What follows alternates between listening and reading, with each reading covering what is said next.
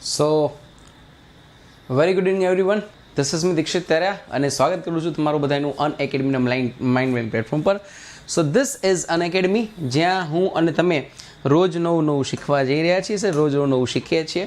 અનએકેડમીના પ્લસના platform ઉપર તમે મેળવી શકો છો ઘણી બધી વાતો, ઘણી બધી વસ્તુઓ કે જેનાથી શીખ્યા પછી તમે લોકો લાઈફમાં ઘણા બધા ચેન્જીસ લાવી શકો. જી સર. તો અનએકેડમીના પ્લસ પ્લેટફોર્મ પર અગર તમે પ્લસ ફીચર્સને બાય કરો છો, અગર તમે આ પ્લસનું સબસ્ક્રિપ્શન લો છો સર, તો પ્લસ સબસ્ક્રિપ્શન લેવાનો સૌથી મોટો ફાયદો એ છે તમને સરજી કે આ સબસ્ક્રિપ્શન લીધા પછી તમે સીધા જ સર એક પ્રોપર વેમાં તમારી જે પ્રિપેરેશન છે પ્રિપેરેશનને કરી શકો છો. એન્ડ દેટ ઇઝ વાય તમે જ્યારે પ્લસમાં લેશો માત્ર તમારે મારો કોડ યુઝ કરવાનો છે. The moment you will use my code, જેવો કોડ યુઝ કરશો, યુઝ કરતાની સાથે જ તમને સર ઘણા બધા બીજા બેનિફિટ થશે. એ બેનિફિટમાં સ્પેશિયલી તમને શું છે, ખાસ તો સર રિસેન્ટલી હમણાં એક સ્કોલરશિપ ટેસ્ટ આવવાની છે અને આ તલાટીને લઈને હશે. 10th ઓક્ટોબર સવારે 10 થી 11 હશે. અગર આમાં જો તમારો નંબર આવે છે દેટ ઇઝ ફ્રોમ 1 to 20, 1થી લઈને 20 સુધી જો તમારો નંબર આવે છે તો આ રીતે તમને સબસ્ક્રિપ્શનમાં સ્કોલરશિપ મળવા પાત્ર છે. ઇટ મીન્સ કે અગર જો તમે 1 થી 3માં નંબર આવો છો, 1 to 3, તો સર તમને 100% ફ્રી સ્કોલરશિપ 1 યરનું સબસ્ક્રિપ્શન મળવા પાત્ર છે. અગર તમારો રેન્ક 4 to 13 આવે છે તો તમને 75% રેન્ક આવશે તો 4 થી 13માં 75% સબસ્ક્રિપ્શન મળવા પાત્ર છે. અને ઇફ તમારો નંબર 14 to 20 આવશે તો સર 50% સબસ્ક્રિપ્શન મળવા પાત્ર છે. ઇટ મીન્સ તમને આટલી સ્કોલરશિપ મળશે અગર તમે જો આટલા રેન્કમાં આવશો. એની સાથે જ એક ફૂલ લેન્થ મોક ટેસ્ટ છે તમારી મુખ્ય સેવિકા એક્ઝામ, જે કરન્ટલી હમણાં ટૂંક સમયમાં આવશે. 9 તારીખે છે, સવારે 10 અને 11ની વચ્ચે. એ પણ તમે અપ્લાય કરી શકો છો માત્ર ને માત્ર સર અનએકેડમીના આ માઇન્ડ બ્લોઈંગ પ્લેટફોર્મ પર, રાઈટ. હવે તમને એક વસ્તુની ખબર હોવી જોઈએ કે સર જ્યારે આપણે એક વાતનો આઈડિયા આવે કે અગર જ્યારે તમે પ્રિપેરેશન કરવાની શરૂ કરો છો, એ પ્રિપેરેશનમાં જનરલી થાય શું સાહેબ કે પ્લસ ન હોય અને જે પ્રિપેરેશન પ્લસ લ્યો ત્યારે પ્રિપેરેશન કરો, એ બંને પ્રિપેરેશનમાં ઘણો ફરક છે. ફોર એક્ઝામ્પલ, અગર તમે પ્લસનું સબસ્ક્રિપ્શન લઈ લેશો તો સર પછી ત્યાં પણ તમને every Saturday and every Sunday you will be having one beautiful examination. એક સરસ મજાની એક્ઝામ હશે અને એ એક્ઝામ તમારી ફૂલ લેન્થ હશે, ફૂલ લેન્થ. જેમ કે આ શનિવારે સબ ઓડિટર છે અને એના પછી ક્લાસ 3ની આર્ટ એન્ડ કલ્ચરની છે. તો સર આ તમારી જે છે ફાયદો એ લઈ લો અને યાદ રાખજો કે માત્ર ને માત્ર તમારે એક જ કોડ યુઝ કરવાનો છે. કોડનું નામ છે સર લાઈવ ડીટી. કેમ કે જેવું તમે લાઈવ ડીટી કોડ યુઝ કરશો એટલે તરત જ સર તમને 10% ડિસ્કાઉન્ટ ઓન ધ સ્પોટ મળશે. અને આ ડિસ્કાઉન્ટ લેતાની સાથે સર તમને પ્લસમાં એન્ટ્રી મળશે અને ત્યાં પછી ઘણા બધા બેનિફિશિયલ કોર્સ અવેલેબલ તમારા માટે રહેશે.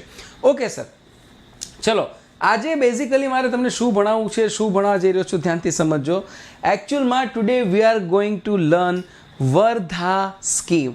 આઈ repeat once again, Wardha scheme. ના વોટ ઇઝ વર્ધા સ્કીમ, શું છે અને કઈ રીતે છે આ વર્ધા સ્કીમ? હવે ઘણા બધા લોકોએ કદાચ નામ પણ એવું પોસિબલ છે કે પહેલી વાર સાંભળ્યું હોય કે ભાઈ આ વર્ધા સ્કીમ છે શું, બેઝિકલી આનો યુઝ શું છે, કઈ રીતે છે, ઘણાને નહીં ખબર હોય. પણ સર વર્ધા સ્કીમ છે ને એ બહુ ઇમ્પોર્ટન્ટ સ્કીમ છે. ખાસ કરીને જનરલી આ સ્કીમ ક્યાં પૂછાય છે, અગર તમે સુપર ક્લાસ 3ની પ્રિપરેશન કરો છો, દેટ ઇઝ ડેપ્યુટી મામલતદાર અથવા તો ડીવાયએસઓ ડેપ્યુટી સેક્શન ઓફિસર, તો સર એમાં બહુ પૂછાય. 1-2 માટે બહુ ઉપયોગી છે. જીપીએસસી ક્લાસ 1-2 માટે બહુ ઉપયોગી છે.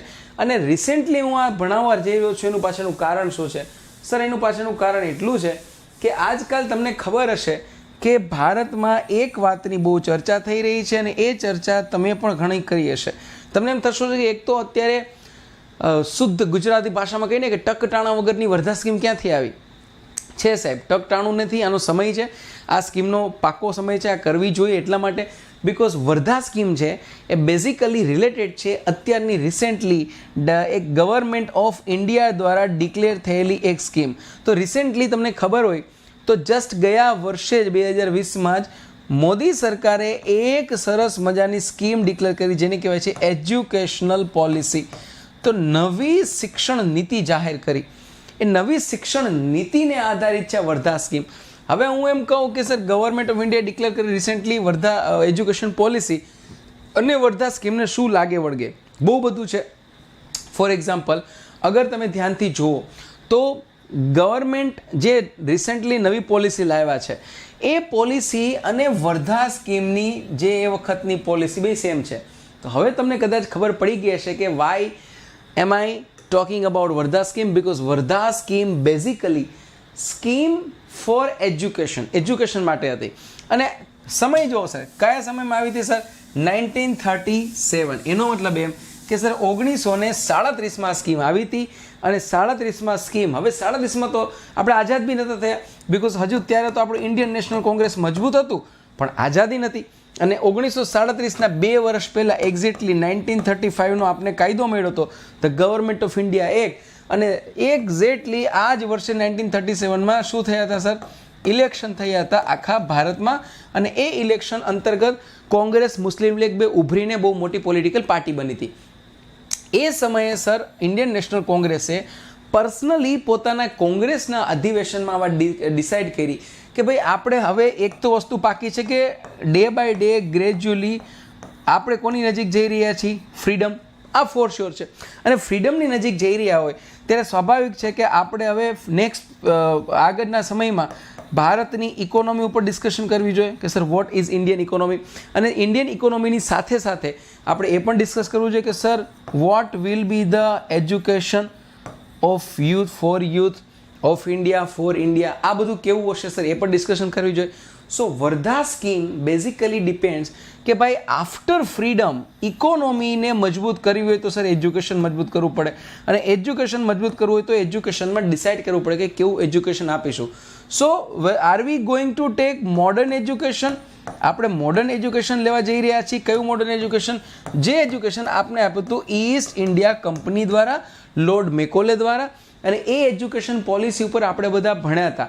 અને આજની તારીખે આપણી એજ્યુકેશન પોલિસીમાં એની અસર દેખાય છે કે જ્યાં ભારતનું યુથ, ફર્સ્ટ ઓફ ઓલ ભારતનું યુથ શું છે? ભણે છે. પણ સર એ ભણીને કોઈ એટલો મહાન ડેરિંગ વાળો થોટ પ્રોસેસ છે ને બહુ રેરેસ્ટ જોવા મળે છે. રીઝન શું છે સર? હજુ પણ આપણા ક્યાંક ને ક્યાંક થોટ પ્રોસેસમાં આ ઈસ્ટ ઇન્ડિયા કંપની દ્વારા આપેલી આ મેકોલેવાળી એ એજ્યુકેશન પોલિસી છે. દેટ ઇઝ વાય આપણે સર એવા ઘણીવાર વિચાર આવે કે સર ક્યાંક એવું તો નથી ને કે આપણે ભૂલ કરતા હોય. નાઉ સી આની જે આખી આ વર્ધા સ્કીમ છે, વર્ધા સ્કીમનો પર્પઝ શું હતો, શું કામ વર્ધા સ્કીમ આવી, એ આપણે ડિસ્કશન કરીએ. હવે એક ધ્યાનથી સાંભળો, આ આખો ખેલ શરૂ ક્યાં થયો સર? આખો ખેલ શરૂ થયો તો એક 1937ના બાપુના એક આર્ટિકલથી. બાપુ બોલે તો કોણ સર? મહાત્મા ગાંધી. તો મહાત્મા ગાંધીએ એક આર્ટિકલ લખ્યો and that article was in Harijan. હરિજનમાં આર્ટિકલ આવ્યો હતો. હવે શું હતું હરિજનમાં આર્ટિકલ? હરિજન તમને બધાને ખબર છે. બેઝિકલી અગર હું તમને પૂછું કે હરિજન શું છે તો હરિજન તમે સમજી જશો કે હરિજન એક સામયિક હતું, રાઈટ? એક સામયિક. અને એ સામયિક કોણ બહાર પાડતું હતું? બાપુ. પણ બાપુએ આના ફાઉન્ડર હરિજનના બાપુ નહોતા. હવે અગર આ પ્રશ્ન હું તમને પૂછું તો આઈ વિશ કે તમે કમેન્ટ બોક્સમાં લખશો ત્યારે જોતા હશો ત્યારે કે શું સર હરિજનના ફાઉન્ડર બાપુ હતા? અગર હા તો ક્યારે બાપુએ આની સ્થાપના કરી હતી? અને અગર ના તો સર કોણ હતા એના ફાઉન્ડર? જે હોય એનો જવાબ એ સર તમે આઈ વિશ કે તમે મને અત્યારે લખશો અને કમેન્ટ બોક્સમાં તમે આનો જવાબ આપજો મને. તો હરિજન નામનું સામયિક હતું. એ સામયિકમાં બાપુએ 31મી જુલાઈ 1937માં એક આર્ટિકલ લખ્યો. અને એ આર્ટિકલના લીધે જ સર 22-23 ઓક્ટોબર 1937ના રોજ શિક્ષણ અર્થે થઈને એક કોન્ફરન્સ ભરાય, જે કોન્ફરન્સનું નામ હતું all India national educational conference. આઈ રિપીટ વન્સ અગેન, ધ્યાનથી સાંભળજો. બાપુએ હરિજનમાં એક આર્ટિકલ લખે છે. આર્ટિકલ કોનો હતો sir? Article was basically based on, કોના ઉપર આધારિત રાખતો હતો સર? એ આધારિત રાખતો હતો લિટરલી એજ્યુકેશન પોલિસી ઉપર કે ભાઈ ભારતની શિક્ષણ નીતિ ઇન ફ્યુચર કેવી હોવી જોઈએ. અને એ શિક્ષણ નીતિને કારણે રિસેન્ટલી પીપલ વોન્ટ્સ કે હવે જ્યારે દેશ આઝાદ થઈ રહ્યો છે તો સ્વાભાવિક છે કે આપણું અર્થતંત્ર, આપણી સરકાર ઘણો બધા ચેન્જીસ હશે, ઘણું બધું આપણું હશે. બટ સર એ આપણામાં આપણે તો શું જોવાનું છે કે સર કઈ રીતે ઓછા સમયમાં દેશ ફરી પાછો ઊભો થાય, દેશ ફરી પાછો આર્થિક મજબૂત થાય. ને આર્થિક મજબૂતી તો જાય જો શૈક્ષણિક રીતે મજબૂત હોય. તો એ શિક્ષણ નીતિ સારી બનાવવા માટે બાપુએ એક વિચાર કર્યો અને એ વિચાર બાપુએ હરિજન નામના સામયિકમાં આર્ટિકલમાં લખ્યો. એ આર્ટિકલ હતો 31 જુલાઈ 1937.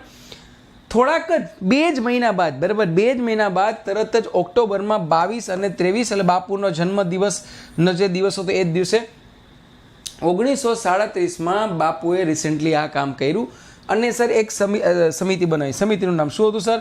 All India national educational conference. બાપુ સ્વાભાવિક છે કે આના બન્યા પ્રમુખ. બાપુ પ્રમુખ બન્યા. હવે ભારતમાં ભવિષ્યની શિક્ષણ નીતિ કેવી હોય એની ચર્ચા કરવા માટે આપણે આ બનાવી હતી. પણ સાહેબ ભારતના ભવિષ્યની શિક્ષણ નીતિની ચર્ચા 1937માં કોંગ્રેસ કરે એ સમજી શકાય, પણ એ કોંગ્રેસના સપોર્ટમાં મુસ્લિમ લીગ હોય એ થોડુંક અધકચરું લાગે.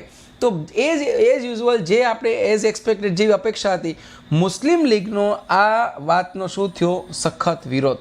હવે સમજો સર, આમ તો જનરલી સ્વભાવ જ મોહમ્મદ અલી જીનાનો અને મુસ્લિમ લીગનો એવો હતો વિરોધ કરવાનો, પણ સર અહીંયા કંઈક તો એવું હશે કે જેના લીધે લોકોએ વિરોધ કર્યો. તો સર એ વિરોધ હતો શું? એવું શું હતું જેના લીધે વિરોધ થયો?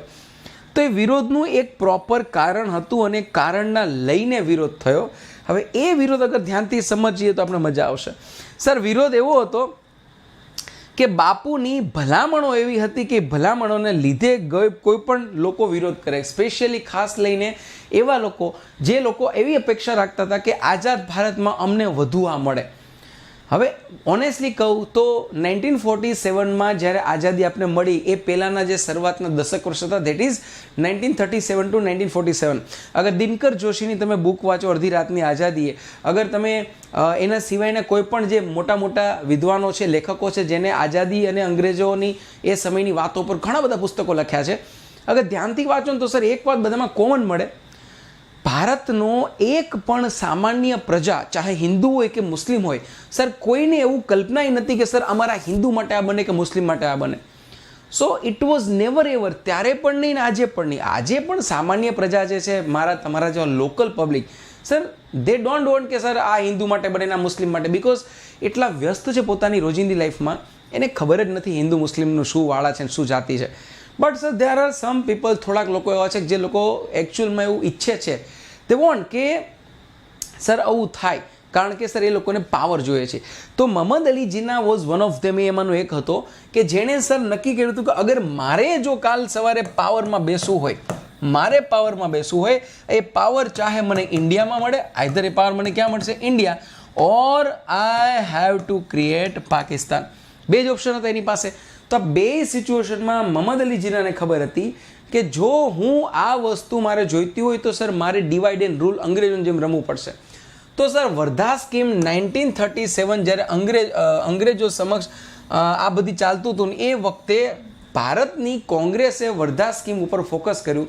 બાપુ એના પ્રમુખ બન્યા. બાપુએ થોડીક ભલામણો આપીને, ભલામણો ધ્યાનથી સમજો, બાપુએ સૌથી પહેલી ભલામણ એ આપી, જે ભલામણ અગર તમે ધ્યાનથી જોશો ને તો આજની નવી શિક્ષણ નીતિમાં જોવા મળશે.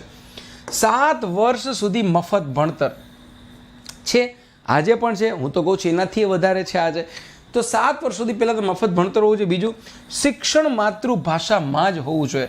Sir this is mind blowing. હવે આજે એક બહુ સળગતો પ્રશ્ન છે કે સર કયા મીડિયમમાં ભણવું જોઈએ, ઇંગ્લિશ મીડિયમ કે ગુજરાતી મીડિયમ? અને સૌથી વધારે પ્રશ્ન કેનો છે ખબર છે? મને ખ્યાલ છે the most sensitive question four those students those wants to prepare UPSC. તો જે લોકોને યુપીએસસીની પ્રિપેરેશન કરવી છે ને એના માટે સૌથી આગ્રહ પ્રશ્ન છે કે સર કયા માધ્યમમાં પ્રિપેરેશન કરાય, હિન્દી માધ્યમમાં, ગુજરાતી માધ્યમમાં કે અંગ્રેજી માધ્યમમાં, રાઈટ? તો મને ઘણીવાર ઘણા લોકો પૂછે રીઝન શું? સર બિકોઝ મેં પ્રિપેરેશન કરી છે યુપીએસસીની in 2014 I was at Delhi. હું દિલ્હીમાં હતો સર, અને દિલ્હીનું એક બહુ રેપ્યુટેડ ઇન્સ્ટિટ્યૂટ હતું, નામ છે એનું વાજીરામ એન્ડ રવિ, રાઈટ? તો I was there in 2014, 1 year મેં પ્રિપરેશન કરી and I prepared throughout in English medium. મેં ઇંગ્લિશ મીડિયમમાં પ્રિપેરેશન કરી. હવે આ મારો એવો અનુભવ રહ્યો કે જેના લીધે મને ઘણા બધા લોકો ક્વેશ્ચન્સ પૂછે, મને સલાહ લે કે ભાઈ તમે દિલ્હી જઈને આવ્યા તો તમે શું ઉકાળીને આવ્યા? તો હું બહુ એકદમ પ્રેમથી કહું, સર હું 2014માં દિલ્હી ગયો, 2015માં મેં મારો છેલ્લો attempt because of age that was my last attempt, તો હું 14માં જાગ્યો અને 15માં ફરી સૂઈ ગયો એવું કહી શકાય. Because when I attempt in 15 મેં જ્યારે પીટી એટેમ્પ કરી પ્રિલિમિનરી ટેસ્ટ, તો સર હું ક્રેક ન કરી શક્યો. તો હું ક્રેક ન કરી શક્યો દેટ મીન્સ મારા માટે યુપીએસસીના દરવાજા બંધ થઈ ગયા. બટ સર દેટ 1 યર જે હું દિલ્હીમાં રહ્યો, વાજીરામ રેવમાં ભણ્યો, સર એ એક વર્ષે મારી જીવન બદલી નાખ્યું. So whatever I am today, હું જે કંઈ પછી that because of that particular 1 year.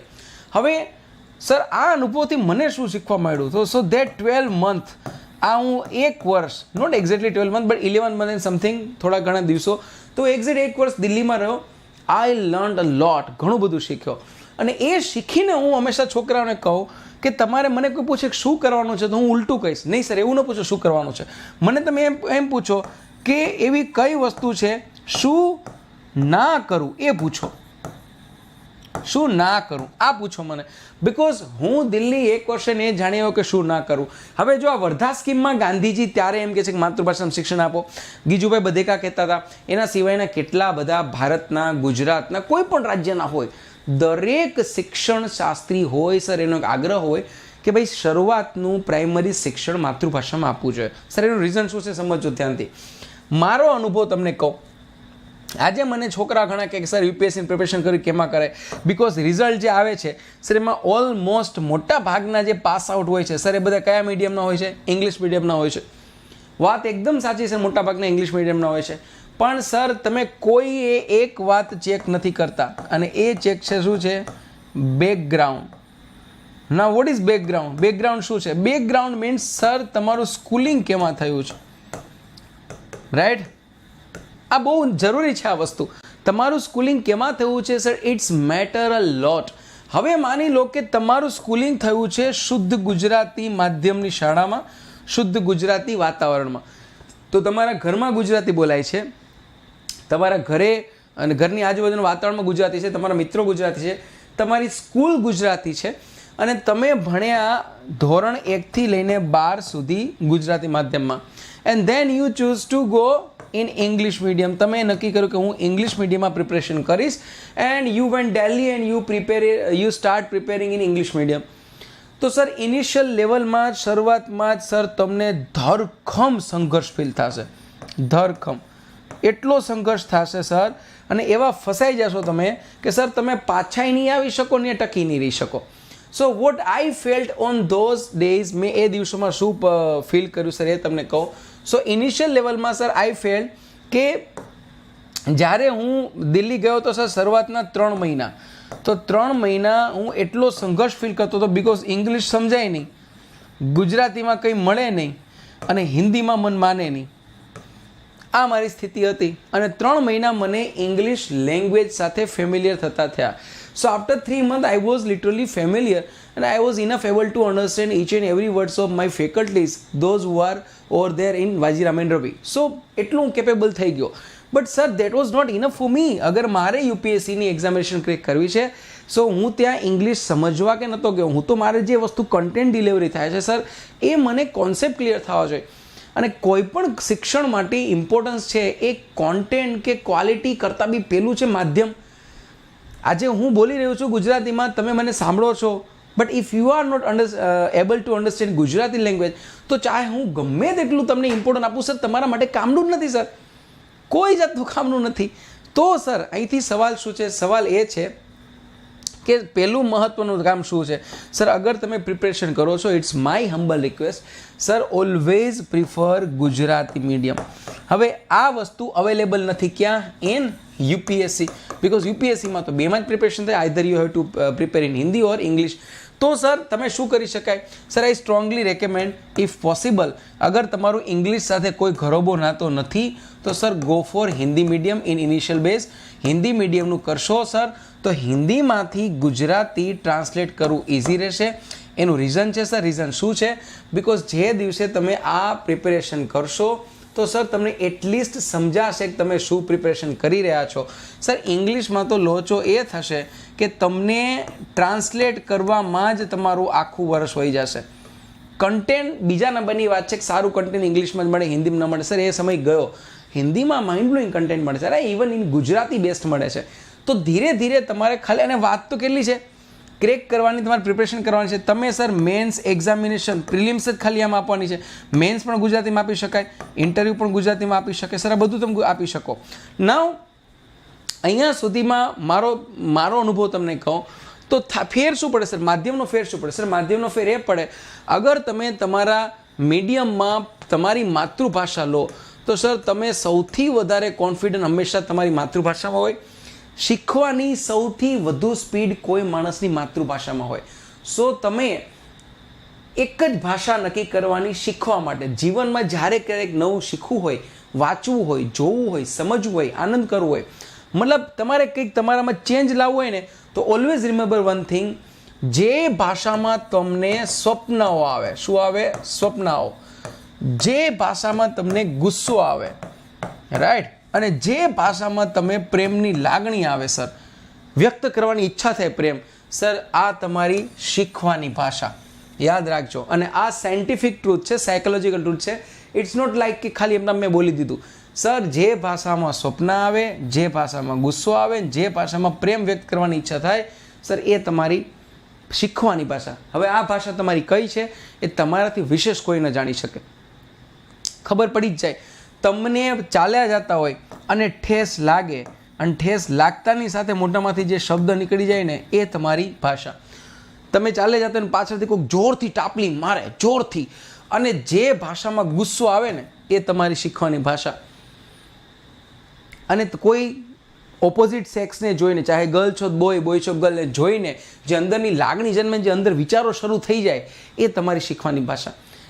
Mind વેલ યાદ રાખજો, ત્યારે તમે એ જ ભાષામાં વિચારશો, મનમાં બોલશો જે તમારી માતૃભાષા છે. અને એ ભાષામાં જો શીખવાની કોશિશ કરી, sir believe me, you will rock. તમે ભૂકા કાઢી નાખશો સર, ભૂકા. યાદ રાખજો. તો સર હવે થાય છે શું સર, કે અહીંયા બાપુ છે એ થોડીક ભલામણો આપે છે. તો બાપુ સૌથી પહેલી ભલામણ શું આપે છે સર? માતૃભાષામાં એજ્યુકેશન હોવું છે. બીજું હવે જે સૌથી ઇમ્પોર્ટન્ટ છે, જે ખરેખર આપણી વૈદિક કલ્ચર પ્રમાણે છે, દેટ સ્કિલ ઓરિએન્ટેડ એજ્યુકેશન.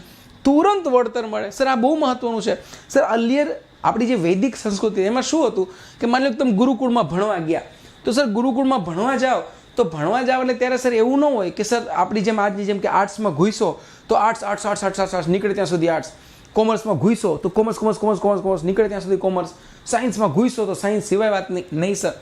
જો નવી શિક્ષણ નીતિમાં હવે કહે છે કે કોઈ પણ વિદ્યાર્થી ગણિત અને સંસ્કૃત સાથે ભણી શકશે, અંગ્રેજી અને વિજ્ઞાન સાથે ભણી શકશે, સંસ્કૃત અને વિજ્ઞાન સાથે ભણી શકશે, તો એ કંઈક નવું લાગે છે. આઈ હોપ કે જલ્દી એ બધું થાય. તો જરૂરી એ છે કે તમને એક જ જન્મમાં એક જ શિક્ષણ નીતિમાં તમે જે ભણો છો, ડઝન્ટ મીન કે જે ભણો છો એનું જ આવડે. અગર તમે ડૉક્ટરની મેડિકલ ભણો છો તો પણ સર તમને કવિતાઓ લખતા આવડવી જરૂરી છે, લખાય. અગર તમે એન્જિનિયર છો તો દેટ ડઝન્ટ મીન કે એન્જિનિયર છે એટલે મને બીજું ના આવડે, સર બીજું આવડવું જોઈએ તમને. અને તમે આર્ટ્સ ભણો છો તો એનો મતલબ એવું બિલકુલ નથી કે સર તમને થોડા ઘણા બી સાયન્સની મગજમાં ન બેસે, કોમર્સનું કંઈ ના આવડે, તમને સામાન્ય એકાઉન્ટ સર એ બી આવડવું છે. તો આનાથી શું થાય કે સર તમે શું થશો? સ્કિલ ઓરિએન્ટેડ એજ્યુકેશન થશે. તમે ભણીને બહાર નીકળો અને સીધું જ તમારે આર્થિક ઉપાર્જન માટેની જરૂર હોય, આર્થિક ઉપાર્જન, તો સર એના માટે તમને સ્કિલ ઓરિએન્ટેડ એજ્યુકેશન હોવું જરૂરી છે. અગર એ હશે સર તો ચાન્સીસ છે કે સર ઇમિજિએટલી તમને એ વસ્તુ મળે. So that is my dear friend. આ જો થઈ ગયું તો સર શિક્ષકોને પણ ત્યાંથી વળતર મળશે, મતલબ ટીચર્સને પણ ફાયદો થશે. કેમ, શું કામ, એ પણ સમજાવું. અગર સ્કિલ ઓરિએન્ટેડ એજ્યુકેશન હોય તો ટીચરની વેલ્યુ ડિમાન્ડ વધશે. કેમ કે જે ટીચર જેટલી સ્કિલ શીખવાડી શકશે એ ટીચરની એટલી વેલ્યુઝ થશે. તો એવા ટીચર્સ મળશે. અને અગર ટીચરને પૂરતું વળતર મળશે તો સર ટીચર ક્યારેય સાઈડમાં કોઈ બિઝનેસ કરવાનું, ધંધો કરવાનું કે બીજું કંઈ કરવાનું વિચારશે નહીં. બિકોઝ જ્યાં સુધી કોઈ માણસની બેઝિક નીડ ફૂલફિલ ન થાય ત્યાં સુધી કોઈ માણસનું ધ્યાન એક જગ્યાએ ફોકસ રહે નહીં. સો માય ડિયર ફ્રેન્ડ, યાદ રાખજો કે આજે જે આપણે ન્યૂ એજ્યુકેશન પોલિસી આવી છે સર, એના બીજ આપણે 1937માં વર્ધા સ્કીમમાં પૂજ્ય બાપુએ નાખી દીધા હતા. બાદમાં આ જ વિચાર આગળ બીજી સમિતિ બને. જો 1937માં બાપુએ સમિતિ બનાવી હતી. નાવ નેક્સ્ટ પછી શું થાય છે તો સર પછી એક નવી સમિતિ બને છે અને એ સમિતિ અંતર્ગત ફરી પાછું આ જ વર્ધા સમિતિના વિચારોને એક પ્રોફેશનલ ઓફિશિયલ રૂપ આપવામાં આવે છે. બટ એ પહેલાં હું થોડાક નવા બેચ કોર્સની વાત કરી દઉં કે એક 8મી બેચ લોન્ચ થવા જઈ રહી છે, જનરલ બેચ ફોર ક્લાસ 3ની સામર્થ્યની, જેમાં આ બધા ધુરંધરો છે આપની વચ્ચે. તો સર એનો ભરપૂર લાભ ઉઠાવો. અને એની સાથે સાથે એક રણાંગણ બેચ લોન્ચ થઈ રહી છે, સ્પેશિયલ બેચ છે જે ટેટ ટાટ એક્ઝામની છે, 5મી બેચ છે સર. અને એમાં પણ તમે આ બધાનો ભરપૂર લાભ ઉઠાવી શકો છો. તો સર માય ડિયર ફ્રેન્ડ, ભરપૂર આ બધાનો લાભ ઉઠાવો. અને આના માટે તમારે કામ એક જ કરવાનું છે સર, મારો કોડ યુઝ કરીને સબસ્ક્રિપ્શન લેવાનું છે. મારો કોડ છે લાઈવ ડીટી. જો મારો કોડ યુઝ કરશો તો 10% ડિસ્કાઉન્ટ તમને ઓન ધ સ્પોટ મળશે. એની સાથે બીજા 10% તમારી ક્રેડિટના મળશે. 20% વિલ બી યોર્સ, બધા તમારા થઈ જશે. જ્ઞાન મંથન છે 7 ઓક્ટોબરે શરૂ થશે. એટલે special batch for GPSC class 1-2 prelims examination batch બીજી શરૂ થઈ છે સર. આ સ્પેશિયલ જીપીએસસી માટે છે. અને આ છે એ સંપૂર્ણ બેચ છે અને એ છે 9મી ઓક્ટોબરે શરૂ થાય છે સંપૂર્ણ. અને આ 9મી ઓક્ટોબરે શરૂ થતી આ બેચમાં તમે ભણી શકશો સ્પેશિયલી ક્લાસ 3 એક્ઝામની બધી ડિટેલ. સો ફરી વાર કહું છું, use my code live DT and 10% discount enjoy કરો. અને એકવાર પ્લસમાં આવી જાઓ એટલે ત્યાં તમે ડિટેલમાં હું તમને ભણાવીશ એક બહુ સરસ મજાનું polity Laxmikanth in detail in પ્લસમાં. રાઈટ. હવે સમિતિ બને છે, સમિતિનું નામ શું? તો સર વર્ધા સ્કીમ ઉપર પહેલી વર્ધા સ્કીમ જે બને છે એની વાત થાય છે, બાપુ કરે છે અને બાદમાં એના અધ્યક્ષ બને છે ઝાકિર હુસેન. તો સર તમને આ પ્રશ્ન પૂછી શકે કે ભારતના કયા રાષ્ટ્રપતિની અધ્યક્ષતામાં એક બ્રિટિશ ભારત સમયે શિક્ષણ ઉપર એક સમિતિ બની હતી જેના અધ્યક્ષ આગળ જતા એ ભારતના રાષ્ટ્રપતિ બન્યા હતા? તો એ કોણ હતું? ઝાકિર હુસેન. અને એની અધ્યક્ષતા હેઠળ આ સમિતિ બની. મુખ્ય ઉદ્દેશ્ય શું હતો? ભારતીય સંસ્કૃતિ, જો સમજો, ભારતીય સંસ્કૃતિ. અને હવે જે આ શબ્દો પર ભાર દેજો, ભારતીય સંસ્કૃતિ આવી જવી જોઈએ. અને મેન વાત, અર્થતંત્ર સભર શિક્ષણ. મતલબ સંસ્કૃતિ તો છે જ, સંસ્કૃતિ જોઈશે, બટ સાથે સાથે શું જોઈએ છે સર? અર્થતંત્ર. કેમ કે જો અર્થતંત્ર સભર નહીં હોય સર તો આનો કોઈ મતલબ જ નથી. તો બેઝિકલી શિક્ષણ કેવું હોવું જોઈએ જેમાં સંસ્કૃતિ પણ આવે, અર્થતંત્ર પણ આવે. માટે અંગ્રેજી માટે ક્યાંય જગ્યા નહીં. તો અંગ્રેજીને શું કહી દીધું? મનાય. કેમ કે અંગ્રેજી ભાષા શીખવી જરૂરી છે, પણ અંગ્રેજી ભાષાથી તમારા જીવનમાં કોઈ ડેવલપમેન્ટ થાય, મેન્ટલી ગ્રોથ થાય સર, એવું બિલકુલ જરૂરી નથી અને થતું બી નથી. Yes, English is indeed a need of human life. ખરેખર જરૂરિયાત છે માણસ જીવનની, બરાબર. એમાં બદલાતા સાપેક્ષ જીવનમાં અગર જોવા જાઓ તો સર તમારે એક દેશથી બીજા દેશ, બીજા દેશથી ત્રીજા દેશ કે કોઈ પણ ઇન્ટરનેટ ઉપર અગર કોમ્યુનિકેશન કરવું છે, I am sorry, then you must learn English. English જોઈશે, ઇંગ્લિશ વગર ચાલશે નહીં સર, કેમ કે સમય એવો આવતો જાય છે. But sir English is the only source, English is the only solution for your each and every problem regarding the education. Then it's a myth. આ ખોટી વાત છે. બિકોઝ એકચ્યુઅલમાં માણસને હોશિયાર કે માણસને જ્ઞાની છે ને એ ડેફિનેટલી જ્ઞાન બનાવે છે, 100%. આ કન્ફર્મ છે. પણ સર જ્ઞાન તમને તો જ આવે જો શીખવાની ભાષા તમારી કેવી હોય? માતૃભાષા. કેમ કે માતૃભાષામાં લીધેલું જ્ઞાન સાચા અર્થમાં જ્ઞાન સમજાય. સો ફાઇનલી જે મુખ્ય વિરોધ હતો, કોનો વિરોધ હતો? મુસ્લિમ લીગનો. સર મુસ્લિમ લીગને આ બધાથી વાંધો હતો?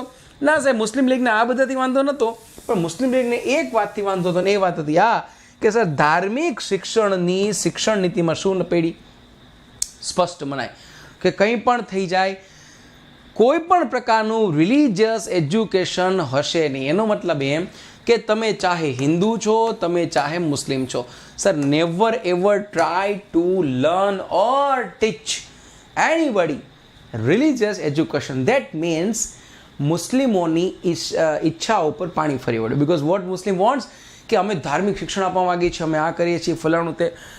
કોંગ્રેસે કીધું કે ના હિન્દુ, ના મુસ્લિમ, ના શીખ, ના ઈસે કોઈ ધર્મ. કેમ કે ધર્મને આપણે પ્રોત્સાહન નથી આપવું. ધર્મ જરૂરી નથી, રાષ્ટ્ર જરૂરી છે. હા હા હા, કેવી વાત છે, જોવો તો ખરી. The major thing is nation, because nation first, character must. Nation હોવું જોઈએ સર. સો નેશન નથી ત્યાં સુધી કંઈ જ નથી. સો દેટ ઇઝ વાય ધાર્મિક શિક્ષણની સ્પષ્ટ મનાઈ કરી. અને સર આ વાતનું દુઃખ કોને લાગી ગયું? સ્વાભાવિક છે, મુસ્લિમ લીગને. સો કોંગ્રેસથી બધા નાખુશ થયા, ઘણા બધા. મુસ્લિમ લીગ તો બટો બેસ છે, મુસ્લિમ લીગ તો નાખુશ હતું. મુસ્લિમ લીગે તો આ તકની લાભ ઉઠાવી, પણ સૌથી વધારે નાખુશ કોણ હતા? ઘણા બીજા વર્ગો હતા. દાખલા તરીકે સમજાવું તમને, દલિત નાખુશ હતા, ખેડૂત નાખુશ હતા, મજૂર વર્ગ નાખુશ હતા. હવે સવાલ એ છે કે આ બધા નાખુશ કેમ હતા? જો ભાઈ, વર્ધા સ્કીમ આવી હતી 1937માં, અને વર્ધા સ્કીમ આવી એ જ વખતે એજ્યુકેશન તમે ડિક્લેર કર્યું, પણ સર આ બધાને એક અપેક્ષા હતી. કોને? દલિતોને, ખેડૂતોને, મજૂર વર્ગને, કે ઇન્ડિયન નેશનલ કોંગ્રેસ જ્યારે નવી સત્તા બનશે ત્યારે એ અમારા માટે શું આપશે? ખાસ, સમથિંગ સ્પેશિયલ, કંઈક એવું આપશે કે જેના કારણે અમને આઝાદ ભારતમાં સર્વાઈવ કરવું, સ્ટેબલ થવું વધારે ફાયદો થશે. અને કોંગ્રેસે કોઈ એવી ખાસ જાહેરાત કરી નહીં. પરિણામે આ બધા નાખુશ હતા. મુસ્લિમ લીગ ખુશ ના હતી, સ્વાભાવિક છે. અંગ્રેજો તો નાખુશ હતા જ, અને મુસ્લિમ લીગે આનો પૂરેપૂરો ફાયદો ઉઠાવ્યો. અને ફાયદો ઉઠાવીને એને શું કર્યું? સર, મુસ્લિમ લીગે એ કામ કર્યું જે ખરેખર એ વખતે મુસ્લિમ લીગને જરૂર હતી અને કોંગ્રેસ માટે મુસીબતો વધારી દીધી. સો બેઝિકલી થાય છે શું કે મુસ્લિમ લીગ આ વાતનો લાભ ઉઠાવી વર્ધા સ્કીમનો વિરોધ કરે છે. સાથે સાથે સર આ સમયમાં 1939ની શરૂઆત થાય છે, અને 1939ની શરૂઆતમાં સેકન્ડ વર્લ્ડ વોર શરૂ થાય છે, વર્લ્ડ વોર 2. અને એ સમયમાં અંગ્રેજ પણ બિઝી હોય છે. So basically Mohammad Ali Jinnah and Muslim League છે એ કોંગ્રેસથી નાખુશ થાય છે. સો આખા લેક્ચરમાં what was the learning? Learning એ કે અગર તમને પૂછે કે સર એવી કઈ સ્કીમ હતી કે જે સ્કીમ સૌથી પહેલા ભારતમાં કોંગ્રેસ દ્વારા આપવામાં આવી હતી, that was Wardha scheme 1937, which was based on, કેના ઉપર આધારિત હતી અને કેના માટે હતી? Sir, based on education, and it was for education. કોણ આના અધ્યક્ષ હતા? બોલે તો બાપુ. આગળ જતા નવી સમિતિ બની, સમિતિના અધ્યક્ષ કોણ બન્યા? બોલે તો ભારતના ભૂતપૂર્વ મહામહિમ ઝાકીર હુસેન. અને શું આ સ્કીમમાં શું ભાર આપ્યો હતો? સર સિમ્પલ છે, આ સ્કીમમાં સૌથી મોટો ભાર આપ્યો હતો એ આ હતો કે સાહેબ કંઈ પણ થઈ જાય, શિક્ષણ હંમેશા કેમાં આપવાનું? માતૃભાષા. So that was the main thing in that particular lecture. So thank you so much. આ લેક્ચર એટલું સમજવા માટે મને એમ થયું વર્ધા સ્કીમ તમારી સમક્ષ રજૂ કરું. ધીઝ આર ધ ન્યૂ, આ નવી પ્રાઇસ છે અને આ મારો કોડ છે સર, લાઈવ ડીટી કોડ તમે યુઝ કરી અને 10% ઓફ તમે ઇમિડિયેટલી બધામાં મેળવી શકો છો. So thank you so much, love you all, and it was really nice session with you guys. Thank you. મારો કોડ યાદ રાખજો, મારો કોડ છે લાઈવ ડીટી. લાઈવ ડીટી એ મારો કોડ છે. આ કોડ નાખતાની સાથે તમે ડાયરેક્ટ 10% ડિસ્કાઉન્ટ મળવાપાત્ર છે, વત્તા 10% ડિસ્કાઉન્ટ તમને મળશે તમારી ક્રેડિટનું. ટોટલ 20% ડિસ્કાઉન્ટ મળવાપાત્ર છે. તો thank you so much sir. મજા કરો, આનંદ કરો. Happy Navratri everyone. Thank you so much. Bye. જય હિન્દ, જય ભારત, વંદે માતરમ, ભારત માતા કી જય, જય જય ગરવી ગુજરાત. Thank you.